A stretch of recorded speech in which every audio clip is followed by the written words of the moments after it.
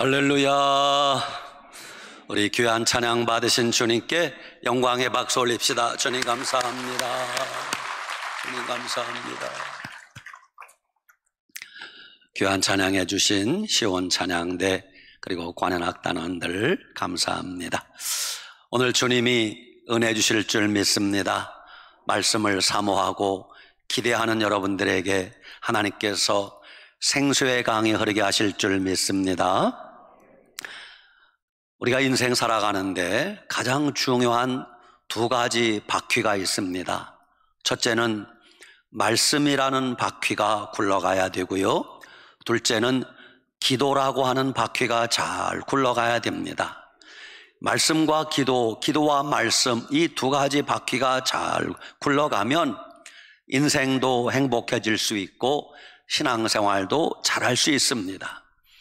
여러분, 이 말씀, 성경 말씀과 기도는 신앙생활의 가장 중요한 두 가지 핵심이라고 할 수 있습니다. 그래서 지난 주일에는 성경, 즉 하나님 말씀에 대해서 설교했고, 오늘은 기도에 관해서 여러분에게 말씀을 증거하려고 합니다. 여러분, 우리가 예수님 믿고 신앙생활할 때 가장 중요한 것 가운데 하나가 기도입니다. 기도는 모든 신앙생활에 빼놓을 수 없습니다. 무엇을 시작하든 항상 시작 기도합니다. 끝날 때 마침 기도합니다. 또 때마다 식사 기도하고 감사 기도하고 회개 기도합니다. 혼자서 개인 기도하고 단체 기도하고 합심 기도합니다. 골방에서 기도하고 묵상 기도하고 침묵 기도하고 통성 기도합니다. 방언 기도도 하고 애언 기도도 하고 눈물의 기도도 합니다. 신앙생활의 시작부터 끝까지 전부 기도 없이는 할 수 없다는 걸 알 수 있습니다. 그래서 오늘 여러분들에게 이런 제목의 말씀을 증거하려고 합니다. 우리 제목 한번 시작. 기적을 원하면 기도하라. 아멘. 기적을 원하면 기도하라. 이런 제목의 말씀을 증거하려고 합니다. 첫째 화면 부탁합니다. 언제 기도해야 되는가? 1번 시작. 앞길이 가로막혔을 때 기도하라. 출애굽기 14장 10절에 시작. 바로가 가까이 올 때에 이스라엘 자손이 눈을 들어 본즉 애굽 사람들이 자기들 뒤에 이른지라. 이스라엘 자손이 심히 두려워하여 여호와께 부르짖고. 아멘. 여러분, 출애굽한 이스라엘 백성들이 430년 만에 애굽에서 종살이 하다가 애굽을 탈출했습니다. 얼마나 좋았겠습니까? 춤추며 노래하며 북치고 장구치며 애굽에서 나왔습니다. 어디 가는 중입니까? 가나안 땅으로 가는 중이에요. 그런데 그 앞길이 순탄하지 않았습니다. 제일 먼저 어떤 어려움이 생겼습니까? 갑자기 길이 없어진 거예요. 앞에는 홍해바다가 출렁거리고 앞길을 가로막고 있습니다. 뒤에는 세계 최강의 애굽 군대가 저놈들 잡아라 뒤쫓아오고 있습니다. 진퇴양난입니다. 사면초가의 위기에 빠진 거예요. 숨을 데도 없습니다. 도망갈 데라고는 없습니다. 그때 이스라엘 백성들이 하늘의 하나님께 부르짖어 기도하는 거예요. 근데 이때 기도는 성경을 잘 보면 감사하며 기도하지 않았어요. 원망하면서 기도했어요. 왜 우리를 애굽에서 이끌어냈냐? 우리를 여기서 다 죽일 셈이냐? 원망하면서 기도했는데, 여러분, 하나님은 때로는 원망하는 기도도 들어주세요. 우리 생각에는 하나님이 원망하는 기도를 어떻게 들으실까? 아니에요. 원망하는 기도도 하나님이 들으신단 말입니다. 여러분, 그 백성들이 원망하며 하나님께 부르짖는 기도를 들으시고 하나님이 밤새도록 동풍이 불어오게 하사 홍해를 가르시는데, 세상에 세계 최초의 아쿠아리움은 어디 생겼어요? 부산에? 아니에요. 홍해바다에 생긴 거예요. 양쪽으로 바닷물이 수십 미터 수직으로 쫙 서 있습니다. 그리고 한가운데 이스라엘 백성들이 길을 걸어가는 것이에요. 갑자기 양쪽에서 고래가 나타납니다. 상어가 나타납니다. 마치 유리벽이 서 있는 것 같이 바닷물이 더 이상 밀려오지 않는 거예요. 그게 세계 최초의 아쿠아리움이에요. 여러분, 살아갈 길이 안 보일 때, 도무지 어떻게 해야 좋을지 방법을 알지 못할 때, 이제는 죽었구나 생각이 들 때, 그때 하늘의 하나님께 기도하면 이런 기적이 오늘도 지금도 일어날 줄 믿으시기 바랍니다. 하나님은 살아계십니다. 저는 이 복음성가가 참 좋아요. 오늘 집을 나서기 전 기도했나요? 오늘 받을 청위회 호소했나요? 기도는 우리의 안식, 빛으로 인도하리. 앞이 캄캄할 때, 뭐 할 때? 앞이 캄캄할 때, 뭐 할 때? 앞이 캄캄할 때 기도 잊지 마세요. 아멘. 앞이 캄캄할 때, 살아갈 길이 안 보일 때, 죽을 생각하지 말고 하늘의 하나님께 부르짖어 기도하면 하나님이 반드시 살 길을 열어주실 줄 믿으시기 바랍니다. 그렇습니다. 어떤 문제가 생겼어도 좌절하지 않고 포기하지 않고 그 문제 앞에서 믿음을 발동거시기 바랍니다. 문제를 크게 보지 말고 하나님을 더 크게 보시기 바랍니다. 믿음을 믿음의 눈으로 바라보면 쉬워지는 것입니다. 하나님을 바라보면 길이 열립니다. 하나님께 기도하면 길이 뚫리게 되어 있습니다. 여러분들이 믿음으로 기도할 때 여러분 앞길을 가로막는 홍해바다도 갈라지고, 여러분이 믿음으로 기도할 때 뒤쫓아오던 애굽군대도 멸절하게 될 줄 믿으시기 바랍니다. 두 번째, 어디 갔어요? 두 번째, 옳지. 시작. 가정의 문제를 해결하려면 기도하라. 창세기 32장 24절 25절 시작.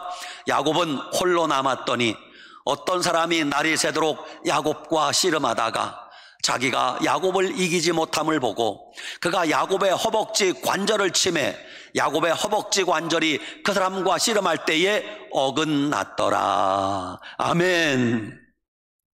여러분, 요즘 집집마다 문제없는 가정은 한 군데도 없습니다. 여러분들이 알다시피 집집마다 크고 작은 문제가 다 있습니다. 여러분, 그때 우리가 어떻게 하면 좋습니까? 하나님께 기도하면 하나님이 가정의 문제를 해결해 주실 줄 믿으시기 바랍니다. 그 믿음 좋은 야곱의 가정에도 문제가 있었어요. 어떤 문제가? 야곱이 오래전에 형 에서와 원수가 되었거든요. 세상에 이보다 더 불행한 일이 어디 있습니까? 아들이라고는 딸랑 에서와 야곱 둘인데 그 쌍둥이 두 형제가 원수가 되었단 말입니다. 야곱은 형 에서를 피해서 멀리 북쪽 밧단 아람에 사는 외삼촌 집에 가서 지금까지 10수년을 살았어요. 거기서 장가가고 가정을 이루었습니다. 그런데 거기서 평생 살 수 없잖아요. 때가 되면 하나님이 야곱을 고향 땅 가나안으로 돌아오게 하는데 야곱은 걱정이 태산 같았습니다. 형이 날 죽이려고 하는데 걱정되지 않겠어요? 마음이 불안합니다. 초조합니다. 그때 야곱이 그 형과의 문제를 어떻게 해결하는가, 창세기 32장을 제가 여러분에게 설명드리겠습니다. 야곱이 밧단 아람에서 수많은 가축대를 이제 모으게 되었습니다. 아내가 생겼습니다. 아들, 딸이 생겼습니다. 그리고 가나안 땅으로 돌아오는데 형 에서의 화가 풀리지 않은 걸 알고 있어요. 그래서 어떻게 하면 형 에서가 화가 풀릴까? 벌써 듣자 하니 형이 400명의 군대를 거느리고 야곱을 죽이러 온다는 소식을 들었어요. 그때 야곱이 어떻게 하면 형이 마음이 풀어지고 형이 나를 좀 잘 봐줄 수 있을까? 그래서 야곱이 형에게 먼저 선물을 보냅니다. 여러분, 상대방 마음을 녹이는 가장 좋은 방법 가운데 하나가 선물이에요. 선물. 뭐라고요? 선물. 근데 선물이 선물다워야 돼. 너무 우스운 선물은 안 보내는 일만 못한 거예요. 야곱이 형한테 선물을 보내는데 야곱이 가진 재산은 짐승들이에요. 소와 낙타와 양과 염소떼들이에요. 자기가 기르는 소와 양과 염소와 낙타떼 가운데 가장 좋은 것을 약 500마리를 고릅니다. 500마리. 많아요, 적어요? 많죠. 500마리면 돈으로 따져도 아마 수십억 될 거예요. 야곱이 이제 종들에게 내 형이 나를 죽이려고 오니까 너희들이 먼저 이 500마리 짐승떼를 가지고 앞서가서 형을 만나거든 이것을 드려라. 묻거든 동생 야곱이 보내는 선물이라 하라. 선물을 보내는 거예요. 그리고 얼마 후에 하나님이 그를 야복강 나루토로 부르십니다. 거기서 야곱이 밤새도록 씨름하면서 천사와 기도의 싸움을 합니다. 밤새도록 야곱이 애타게 기도하는데 천사가 야 이제 난 가야 되겠다. 야곱이 그냥 가시면 어떻게 합니까? 나를 축복하고 가셔야 됩니다. 막 안타깝게 부르짖는 것이에요. 그러자 천사가 야곱의 허벅지 관절을 치매, 허벅지 관절, 옛날 성경에는 환도뼈가 부러진지라 그래. 환도뼈가. 세상에 응답받으려고 축복받으려고 야곱은 기도했는데 기도하다가 하나님이 야곱의 다리를 부러뜨리는 거예요. 여러분, 겉으로 보면 기도하다가 재수가 없어서 다리가 부러졌네, 그럴 것 같은데 거기는 하나님의 뜻이 있어요. 왜냐하면 이제 잠시 후에 형 에서를 만나게 되는데 야곱이 두 다리 멀쩡해서 오랜만에 형 에서를 만나는데 가뜩이나 형은 지금 화가 나서 달려오는데 동생 야곱이 아주 씩씩하게 걸어오면서 형 잘 있었어? 이러면 형이 얼마나 화가 나겠어요? 사람의 마음은 똑같아요. 상대방이 조금 불쌍해 보여야 측은히 여기는 거예요. 하나님이 야곱의 다리를 부러뜨려서 형 에서가 측은히 여기는 마음이 들게 하려고 하나님이 야곱을 박살내는 거예요. 그냥 다리를 부러뜨리는 것이에요. 여러분, 화목하려면 내가 부서져야 돼요. 내가 깨뜨려져야 돼요. 내 다리가 부러지든지 그렇게 꼬꾸러져야 화목하게 되는 것이에요. 그리고 드디어 야곱이 형 에서를 만나게 됩니다. 야곱이 형 에서를 만났을 때 형 오랜만이요? 형 얼굴 좋네? 이랬으면 형 에서가 또 화가 났을 거예요. 그런데 창세기 32장을 여러분이 나중에 성경을 잘 보세요. 야곱이 수십 년 만에 형을 만났는데 야곱이 땅바닥에 엎드려요. 우리로 말하면 절을 하는데 7번을 절을 합니다. 형 앞에 엎드려서 7번을 절을 해요. 형 에서의 마음이 녹아지지 않겠어요? 7번을 엎드려 절을 하고 나서 야곱이 일어나서 형 오랜만이요? 그러지 않아요. 야곱이 성경을 잘 봐요. 따라합시다. 네 주여. 아니, 동생이 형한테 네 주여, 주님, 주인님이라고 불러요. 여러분, 동생이 형한테 주님이라고 부르는데 거기 화날 사람이 누가 있어요? 그래서 이런 과정을 거쳐서 형 에서가 분노가 봄눈 녹듯이 싹 녹아지고 형 에서가 동생 야곱을 끌어안고 볼을 부비면서 화목하게 되는 것이에요. 이로써 동생 야곱과 형 에서의 관계가 원수 관계에서 형제 관계로 회복된 것입니다. 여러분, 가정에 문제가 있으면 하나님께 기도하시기 바랍니다. 그러면 하나님께서 가정의 문제도 해결해 주실 줄 믿으시기 바랍니다. 미국에 한 소년이 있었어요. 근데 집이 너무 가난했어요. 어머니는 믿음이 좋은데 아버지가 가정을 돌보질 않는 거예요. 믿음 좋은 어머니가 어려서부터 아들이 8살 때부터 초등학교 1학년 들어갈 나이부터 어머니가 신앙교육을 철두철미시키는 거예요.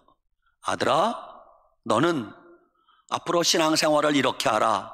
10가지를 가르쳐요. 유명한 어머니의 교훈입니다. 첫째, 하나님을 친아버지처럼 섬겨라. 둘째, 교회 가면 주혜종 목사님을 하나님 다음으로 섬겨라. 셋째, 주일 예배는 반드시 본 교회에서 드려라. 넷째, 왼쪽 주머니는 네가 쓸 돈을 넣고 오른쪽 주머니에는 11조를 넣어라. 항상 돈이 생기면 11조부터 먼저 구별해서 오른쪽 가슴에 넣어라. 다섯째, 아무하고도 원수를 만들지 말아라. 여섯째, 아침마다 일어나면 목표를 세우고 기도하라. 일곱 번째, 잠자리에 들기 전에는 저녁에 항상 하루를 반성하며 기도하라. 어머니가 가르치는 거예요. 여덟 번째, 아침에는 꼭 성경 말씀을 매일같이 읽어라. 아홉 번째, 다른 사람을 도와줄 때는 찔끔찔끔 돕지 말고 힘껏 도와라. 열 번째, 예배 시간에는 잘 들으세요. 항상 맨 앞자리에 앉아라. 이게 어머니의 가르침이었어요. 그런데도 그 집안의 가난은 쉽게 물러가지 않았어요. 결혼을 했습니다.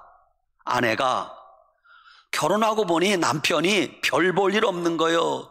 돈도 없고 장래성이 없어 보이는 거예요. 그냥 아내가 도망가 버렸어요. 그냥. 얼마나 불행합니까? 그래도 그런 불행 속에서도 그는 어머니의 가르침대로 신앙생활을 철두철미했어요. 주일 성수, 주일 예배 한 번 빠진 적이 없어요. 어머니의 가르침대로 일평생 유흥업소에 한 번 간 적이 없어요. 일평생 술과 담배를 입에 대지 않았답니다. 매일같이 아침 저녁으로 기도생활, 성경 읽기를 끊임없이 했어요. 그랬더니 여러분 좀 놀래주세요. 33살에 백만장자가 되었어요. 43살에 미국의 최고의 부자가 되었어요. 53살에 세계 최대의 부자가 되었어요. 여러분, 53세에 세계 최대의 부자가 되었으면 행복할 법도 하잖아요. 근데 이상하게 그는 마음에 행복하지 않았어요. 그리고 몇 년 뒤에 몸이 이상해서 병원에 가서 진찰하니 암이라는 진단이 나왔어요. 당신은 앞으로 1년밖에 살지 못한다는 시한부 판정을 받았어요. 기가 막히잖아요. 53세의 세계 최대의 부자가 되었는데 암에 걸려서 1년밖에 못 산대요. 그때 어머니가 아들에게 말합니다. 아들아, 어차피 인생은 한 번은 죽는 거야. 근데 하나님이 너에게 큰 복을 주셨지 않니? 이제 내가 1년밖에 살지 못한다고 하니 내가 죽으면 그 돈 싸가지고 하는 것도 아닌데 이제 힘써 남을 돕는 일에 그 돈을 쓰거라. 가난한 이웃을 돕고 선교 사역을 돕고 교회를 돕고 학교를 돕고 힘써 돕거라. 찔끔찔끔 돕지 말고 힘써 도와라. 그때부터 그 사람이 힘써 자기 재산을 풀어서 돕기 시작했습니다. 교회를 돕고 선교사님을 돕고 학교를 돕고 가난한 이들을 돕고 고아원을 돕고. 그런데 놀라운 일이 벌어졌어요. 1년밖에 살지 못한다던 그가 40여 년을 더 살고, 좀 놀래주세요, 98세까지 살다가 돌아가셨어요. 할렐루야. 그가 누구인가? 바로 세계의 가장 위대한 이름을 떨친 록펠러라는 사람이에요. 록펠러는 세 가지 기적의 주인공입니다. 가장 가난했던 사람이 가장 큰 부자가 되었어요. 가장 돈을 많이 벌어서 가장 많이 자선사업하고 나눠주는 사람이 되었어요. 1년밖에 살지 못한다고 했는데 가장 오랫동안 장수하다가 98세에 부름받았다고 합니다. 여러분, 그렇습니다. 절망 중에 소망 없이 살던 사람도 믿음으로 하나님을 의지하고 기도하면 이런 삶에 놀라운 변화가 있을 줄 믿으시기 바랍니다. 아멘. 세 번째, 빨리 시작. 생존의 문제가 걸렸을 때 기도하라. 에스더 4장 16절 시작. 당신은 가서 수산에 있는 유다인을 다 모으고 나를 위하여 금식하되 밤낮 3일을 먹지도 말고 마시지도 마소서. 나도 나의 시녀와 더불어 이렇게 금식한 후에 규례를 어기고 왕에게 나아가리니 죽으면 죽으리이다 하니라. 아멘. 따라합시다. 죽으면 죽으리이다. 지금 이스라엘 백성들이 바사 왕국의, 페르시아 왕국의 포로로 끌려와서 구차한 삶을 살고 있었어요. 그때 하나님의 은혜로 에스더가 왕비가 되었습니다. 그런데 그때 하만이라는 녀석이, 못된 하만이라는 녀석이 간교한 괴계로 모든 유다인을 다 죽일 계획을 세운 거예요. 이제 얼마의 시간이 지나면 바사 왕국의 모든 유대인들은 다 몰살당하게 되어 있었어요. 그때 에스더와 삼촌 모르드게와 유다인들이 이제 사느냐 죽느냐 위기 앞에 절체절명의 위기에서 기도합니다. 결사각오의 기도를 합니다. 금식하며 기도합니다. 그때 에스더가 외치는 거예요. 죽으면 죽으리다. 그랬더니 어떻게 되었어요? 유대인들이 죽임당할 그날에 거꾸로 하만이 높이 매달려 죽게 되고 하나님의 백성을 살려주신단 말입니다. 여러분, 생존의 위기가 걸리면, 이제 난 죽었구나 생각되면 하나님 앞에 부르짖어 기도하면, 금식하며 부르짖어 기도하면 하나님이 살려주실 줄 믿으시기 바랍니다. 오래전에 1935년도에 태어난 한 소년이 있었어요. 4살 때 어머니가 갑자기 돌아가셨어요. 몇 달 뒤에 아버지가 행방불명되었어요. 세상에 4살인데 어머니가 돌아가시고 아버지는 행방불명되었어요. 그 아이가 무슨 소망으로 살겠습니까? 고아가 되었습니다. 거지가 되었습니다. 그 소년이 15살 되었을 때 6.25가 일어났어요. 15살이면 중학생 나이에요. 고아인데 전쟁이 일어났으니 얼마나 힘들겠어요. 다행히 미군 부대 근처에서 하우스보이 생활을 하며 버려지는 음식을 주워 먹으며 그렇게 살고 있었어요. 하루는 자기가 생각해도 자기 처지가 너무 처량한 거예요. 한 귀퉁이에 쭈그리고 앉아 15살 먹은 소년이 울고 있었어요. 엄마 생각도 나고 실종된 아버지 생각도 나고 얼마나 서글프게 눈물 흘리며 있었겠습니까? 그때 미군 대위 가운데 폴이라는 미군 대위가 그 곁을 지나가다가 그 소년이 불쌍하게 보였어요. 그때 전쟁 고아가 얼마나 많았습니까? 그때 설린의 유건도 6.25 전쟁통에 미군들의 도움으로 생긴 거 아니겠습니까? 그 폴이라는 미군 대위가 그 아이 곁을 지나가면서 다가와서 말을 겁니다. 얘야, 울지 마라. 왜 우니? 엄마가 돌아가셨어요. 아빠도 어디 계신지 몰라요. 나는 고아예요. 그러자 그 폴이라는 미군 대위가 애야, 내가 너를 위해서 하나님께 기도할게. 그런데 이 소년은 하나님이 누군지 몰랐어요. 미국이란 나라에 큰 부자가 있는데 그 부자 이름이 하나님인가 보다 그렇게 생각했대. 그런데 그 폴 데이는 하나님께 기도하는 것으로 끝나지 않았어요. 폴 데이가 한국 주둔을 마치고 미국으로 돌아갈 때 그 소년을 자기 아들로 양자로 입양을 합니다.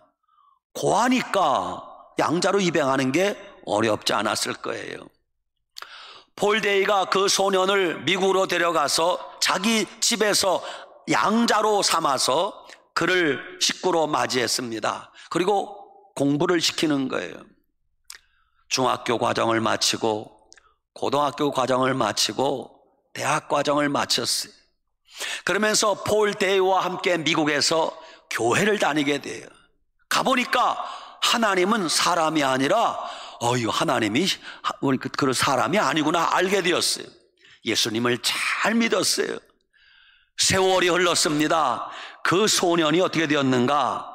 미국 워싱턴주 상원의원, 국회의원이 되었어요.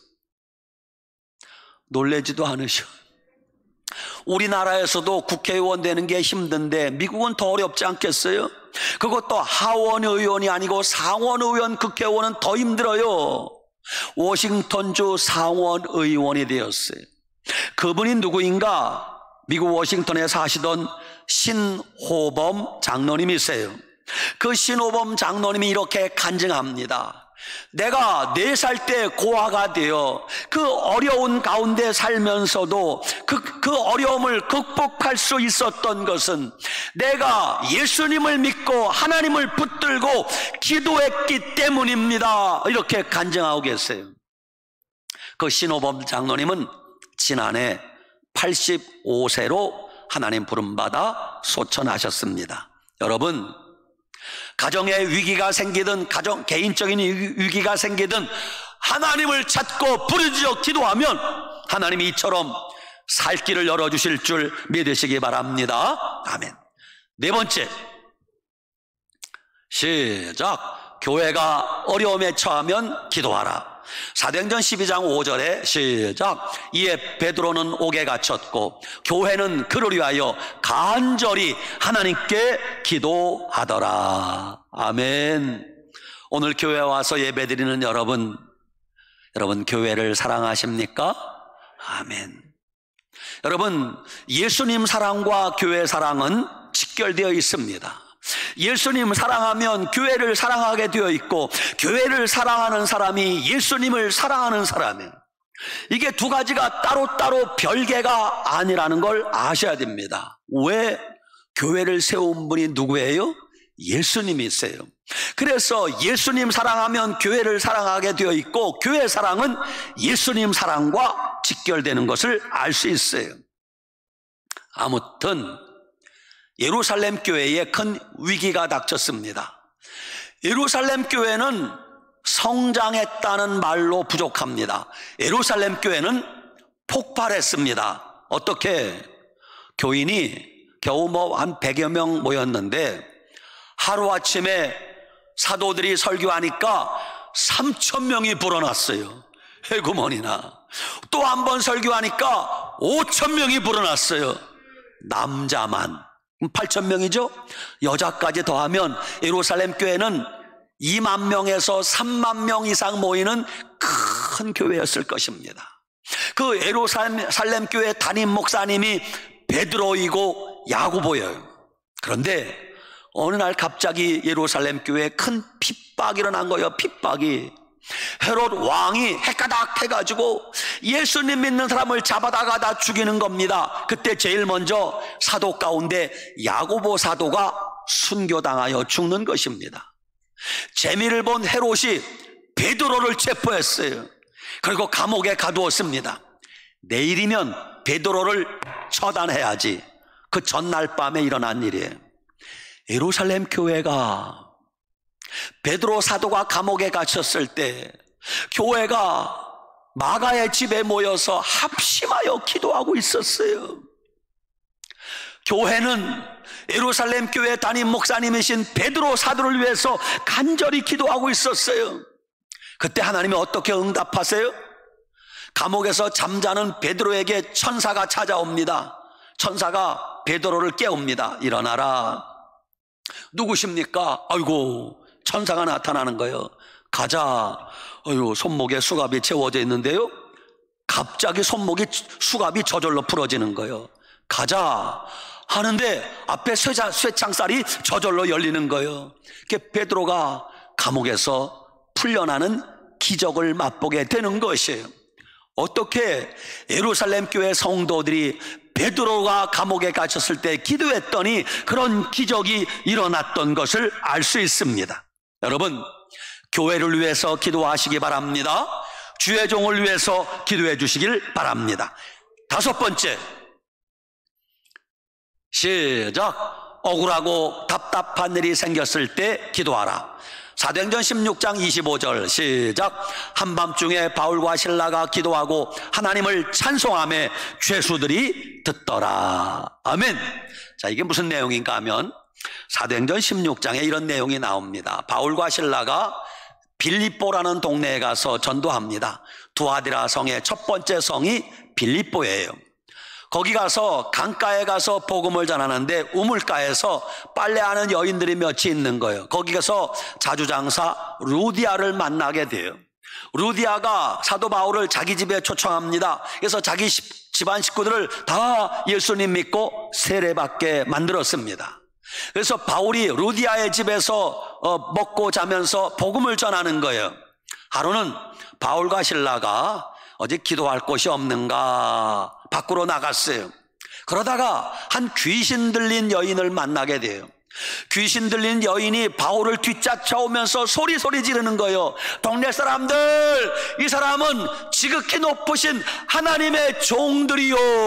야, 귀신이 귀신같이 알아봐. 그랬더니 사도 바울이 그게 마음이 아파서 참다가 그 귀신 들린 여인에게 이렇게 명령하는 거예요. 따라합시다. 예수 그리스도의 이름으로 배 힘을 주고 크게 내가 내게 명하노니 그에게서 나오라. 누가 나오라는 거예요? 귀신이 나오라는 거예요.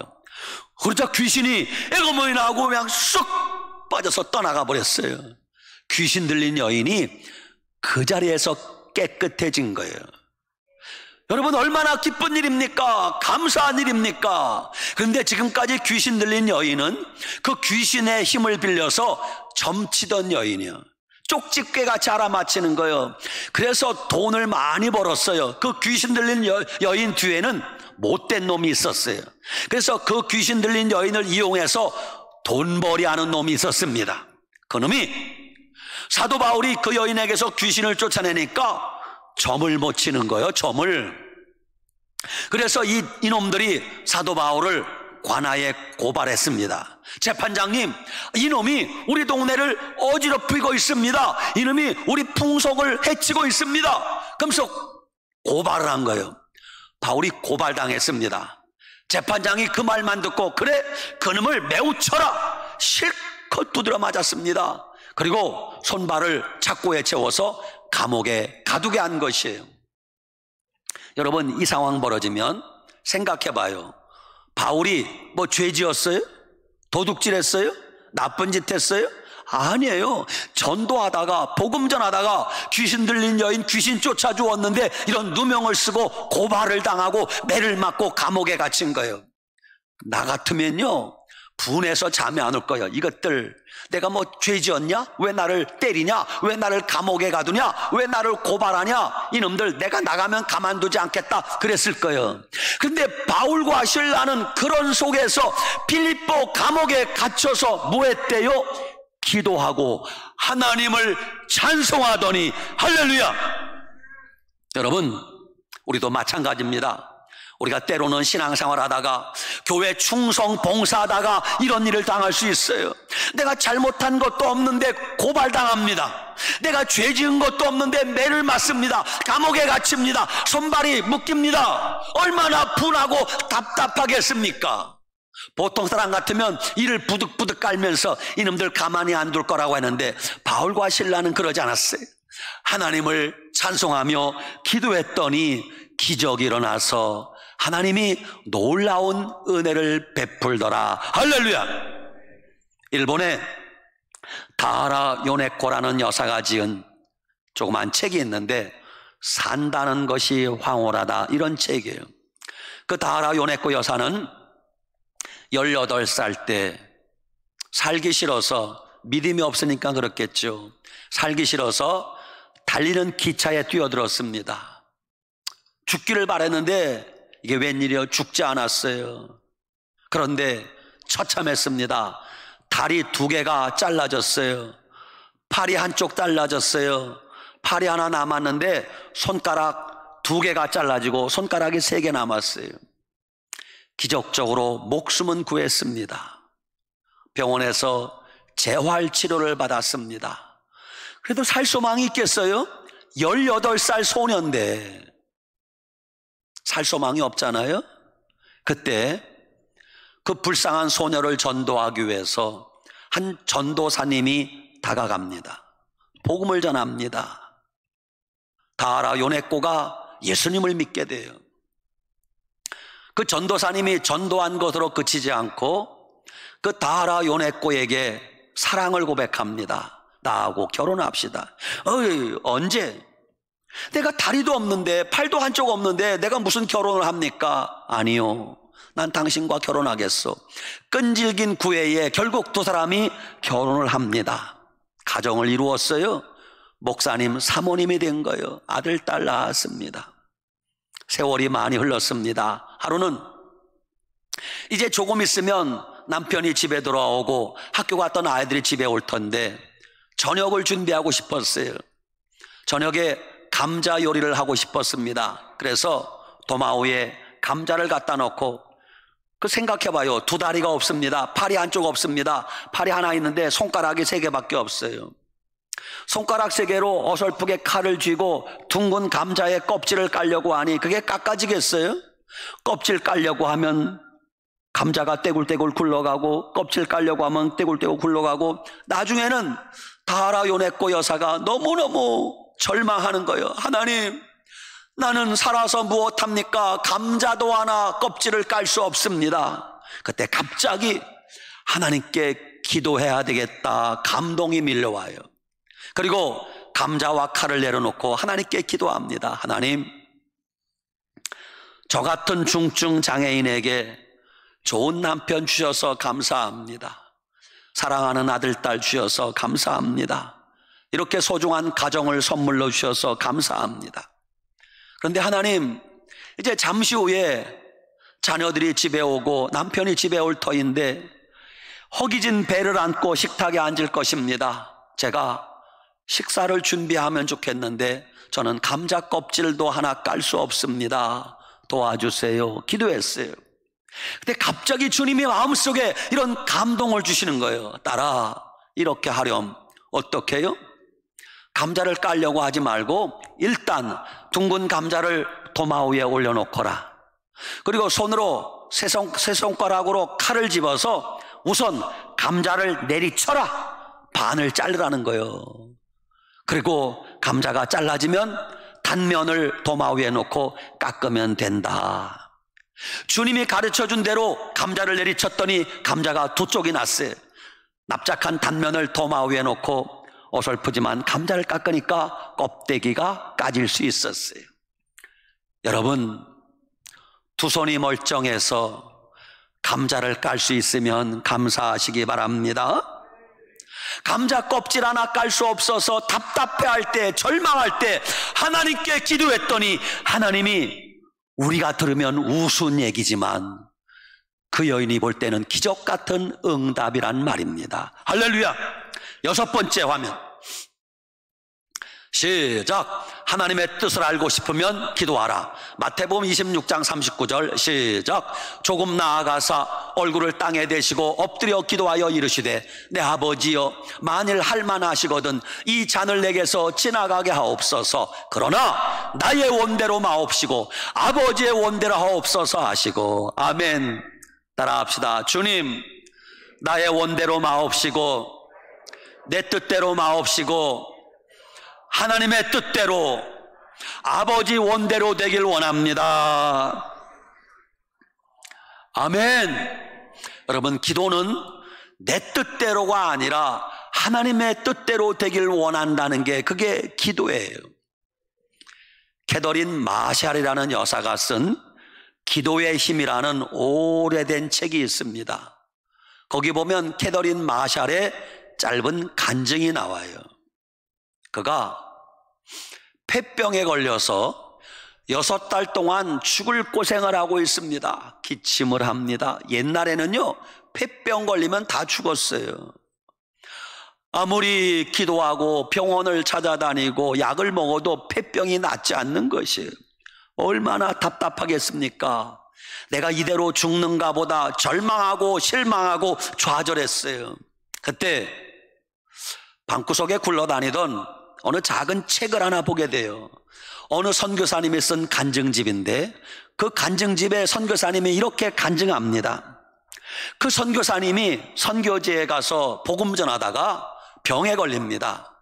세상에 8년 동안을 누워 있었대요. 아니, 선교사님을 일하게 만들지 않고 8년 동안 누워 지내게 되었다고 합니다. 기도 안 했겠어요? 하나님 고쳐주세요, 살려주세요. 왜 안 했겠어요? 근데 8년 동안 낫지 않더라는 거예요. 마지막에 선교사님이 두 손 두 발 다 들고 하나님께 마지막에 이렇게 기도했대요. 하나님, 제가 다 포기하겠습니다. 만약 제가 병들어 죽기를 원하는 게 하나님의 뜻이라면 주님, 그렇게 하시기 바랍니다. 그런데 주님, 저는 제가 건강하기를 바라는 것보다 주님을 더 사랑하기를 원합니다. 주님 뜻대로 이루어지길 원합니다. 이렇게 기도했대요. 그랬더니 그 선교사님이 8년 만에 처음으로 깊은 잠을 푹 잤어요. 아침에 일어났더니 날아갈 것 같더라는 거예요. 그날 이후로 2주가 지나기 전에 그 선교사님이 8년 동안 고통당하던 질병이 사라지고 깨끗하게 회복되었다는 거예요. 이 간증을 캐더린 마샬이라는 여인이 읽게 됩니다. 그리고 그날부터 기도를 바꾸는 거예요. 이렇게 기도합니다. 하나님, 제가 이제 주님께 기도하는 것도 지쳤습니다. 주님이 원하시는 대로 결정해 주시기 바랍니다. 저를 살리든 죽이든, 저를 고쳐주시든 안 고쳐주시든 주님 뜻대로 하시기 바랍니다. 그렇게 기도했대요. 뭐 고쳐주세요, 살려주세요 안 하고 주님 뜻대로 되길 원합니다. 그랬더니 갑자기 눈물샘이 터져요. 폭포수같이 눈물이 흐릅니다. 그리고 났더니 마치 하나님의 하늘의 창문을 여신 것 같더래요. 그리고 하나님이 성령의 능력을 부어주시는 걸 경험하게 되었습니다. 그날 이후로 6개월 동안 별짓다 해도 낫지 않던 폐병이 그날 이후로 회복되기 시작하더니 며칠 내로 깨끗하게 나았다고 합니다. 할렐루야. 그렇습니다. 여러분, 내 뜻대로 마옵시고 주님 뜻대로 되길 원합니다. 그렇게 기도하시기 바랍니다. 마지막 7번째, 시작. 성령 충만 받고 싶으면 기도하라. 시간이 없어 이건 지나가겠습니다. 여러분, 우리가 성령 충만 받는 것은 하나님의 뜻이고 하나님의 소원입니다. 주님이 말씀하셨습니다. 요한복음 7장 38절, 나를 믿는 자는 성경의 이름과 같이 그 배에서 생수의 강이 흘러나리라. 이는 그들이 받을 성령을 가리켜 말씀하신 것이라. 2022년도 늘사랑교회 표어가 뭐예요? 생수의 강이 흐르는 곳에, 흐르는 교회. 내 안에 구원의 강이 흐르고, 가정에 기쁨의 강이 흐르고, 교회에 은혜의 강이 흐르고. 여러분, 성령 충만 받기 원하면 하나님 앞에 기도하시기 바랍니다. 결론입니다. 사랑하는 여러분, 하나님 앞에 전심전력으로 기도하시기 바랍니다. 조금만 더 간절히 기도하시기 바랍니다. 조금만 더 많이 힘써 기도하시기 바랍니다. 기도하면 여러분의 삶에 기적이 일어날 것입니다. 기도하면 여러분 인생을 가로막혔던 앞길이 열려지게 될 것입니다. 기도하면 가정의 문제가 해결되게 될 것입니다. 기도하면 생존의 문제도 해결될 것입니다. 기도하면 교회가 평안해지고 든든해지게 될 것입니다. 기도하면 억울한 문제, 답답한 문제도 하나님이 풀어주실 것입니다. 기도하면 아버지의 뜻이 무엇인지 알게 될 것입니다. 마지막, 기도하면 성령 충만 받게 될 것입니다. 한 주간 살아가면서 하나님 말씀 붙들고 기도하고 하나님 말씀 붙들고 이 두 가지 바퀴를 잘 구르게 해서 날마다 믿음으로 승리하며 살아가시길 축원합니다. 아멘. 기도하겠습니다. 하나님 아버지, 감사합니다. 그렇습니다. 우리 인생의 신앙생활의 가장 중요한 두 가지 바퀴가 말씀의 바퀴요 기도의 바퀴인 걸 알았습니다. 주님, 힘써 말씀 붙들고 기도할 때 우리 삶이 변화되고 기적 같은 일들이 우리 삶에 매일같이 일어나게 하여 주시옵소서. 예수님 이름으로 축복하고 기도 올리옵나이다. 아멘.